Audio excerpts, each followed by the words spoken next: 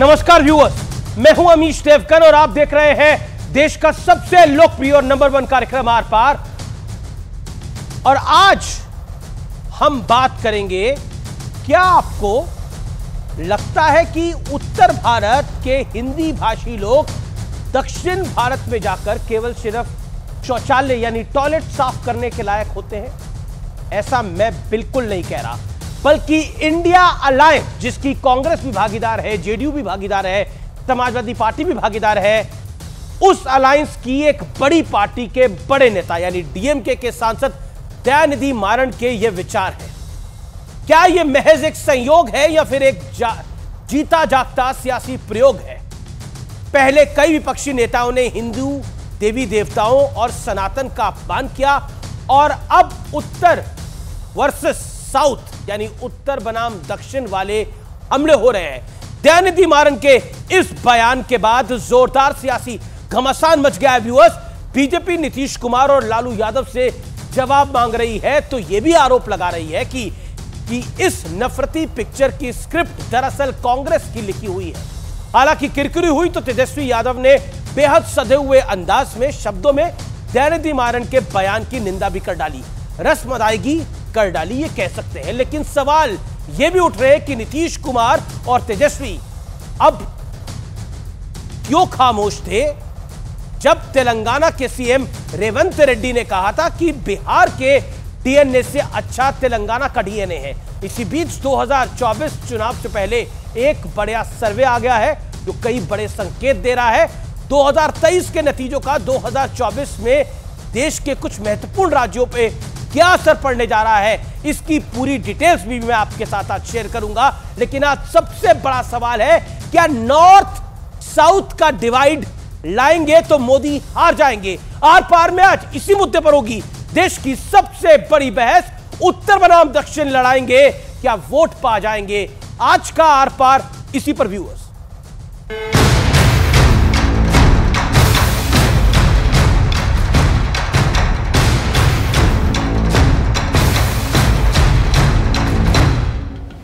जैसे जैसे 2024 पास आ रहा है, उत्तर और दक्षिण के बीच बंटवारे की कोशिशें तेज होती दिख रही हैं। इस मुहिम में ताजा नाम डीएमके नेता और पूर्व केंद्रीय मंत्री दयानिधि मारन का जुड़ा है, जो कह रहे हैं कि यूपी बिहार के हिंदी भाषी लोग तमिलनाडु आकर साफ सफाई का काम करते हैं।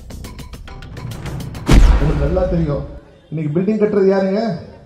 இன்னைக்கு பாரு எல்லா வேலையும் வந்து யூபில ஹிந்தி மட்டும் படிக்கிறவன் தான், பீகார்ல ஹிந்தி மட்டும் படிக்கிறவன் இங்க வந்து தமிழை கத்துக்கிட்டு இன்னைக்கு நம்ம வீடு கட்டி தரான், சாலையை பெருக்கிறான், குக்கூஸ் கழுவுறான், இதுதாங்க हिंदी படிச்சா।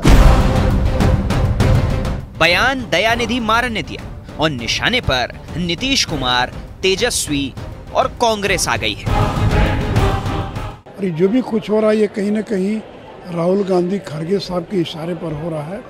कांग्रेस और डीएमके की भाषा वही भाषा है जो देश को तोड़ने वाली भाषा है, और राहुल गांधी आनंद लेते हैं ये सब सुनकर। दयानिधि मारन यह गाली नहीं दे रहे हैं, यह इंडी गठबंधन के नेता गाली सुनवा रहे हैं। तो बहुत निंदा करने वाली बात है। इससे हम लोग सहमत नहीं कि दूसरे राज्य के जो लोग हैं बिहार और यूपी का भी सम्मान करें। इस तरह की बात नहीं होनी चाहिए।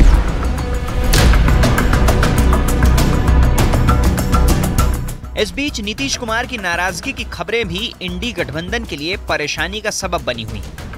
चर्चा ये थी कि दिल्ली की बैठक में ममता बनर्जी ने मल्लिकार्जुन खड़गे का नाम पीएम पद के लिए प्रस्तावित किया, तो नीतीश वहां से खफा होकर निकल गए। हालांकि आज उन्होंने नाराजगी की बातों से इनकार कर दिया। नहीं भाई, गलत है, हम जरा भी नाराज नहीं है। अब कह रहा था उनको हमके ठीक बनाइए, जिनको भी बनाइए, हमको नहीं कोई इच्छा है।